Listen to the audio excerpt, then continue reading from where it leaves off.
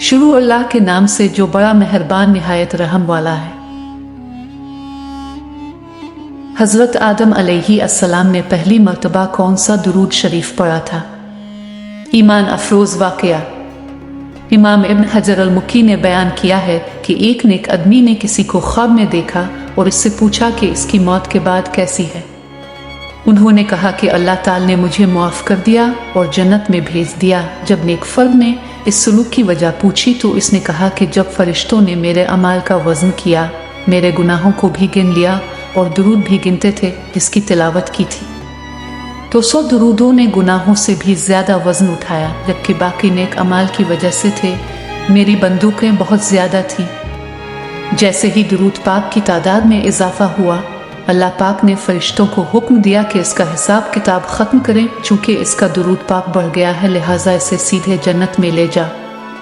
जब हव्वा आदम की तख्लीक के बाद पैदा हुआ था तो आदम उसके करीब होना चाहता था। खुदा ताला ने फरिश्तों को हुक्म दिया कि उनकी शादी पहले हो जाए और जहेज़ के तौर पर इन दोनों को हुक्म दिया गया कि वो मेरे प्यारे खातिम अल मुरसलीन पर 20 मरतबा दुरूद पढ़ें। एक रवायत में ये 3 बार बयान हुआ है, लिहाजा इसने 20 या 3 बार दुरूद पढ़ा और हव्वा इसके लिए हलाल हो गई। कौन सा शख्स है जो अपनी ज़िंदगी को पुरसुकून नहीं रखना चाहता? इसे ज़िंदगी में कोई परेशानी नहीं है, इसने दौलत जमा की है। हर बंदा जो इस्लाम से वाबस्ता है वो भी इसकी ख्वाहिश करता है, इसका खात्मा ईमान के साथ होना है।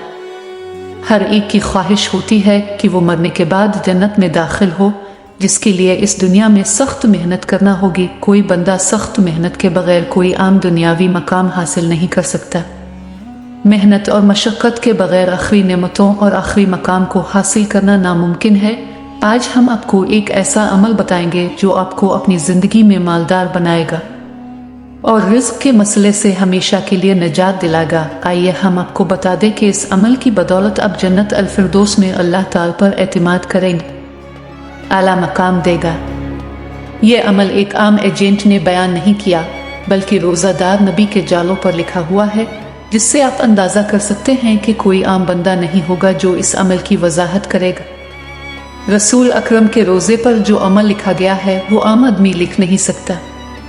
लाखों स्कॉलर्स हैं जिन्होंने इस अमल की तस्दीक की है। ये कलिमात नबी के जालियों पर लिखा गया है। वो कलिमात ला इलाहा इल्लल्लाह अल मालिक अल हक अल मतीन मुहम्मद अल रसूल अल्लाह सादिक अल वाहिद अल मीन है। आपको ज़बानी तौर पर हिफ्ज़ करने की कोशिश करनी चाहिए। ये मुख्तसर अजर आपकी दुनिया और आखिरत को रोशन करेगा।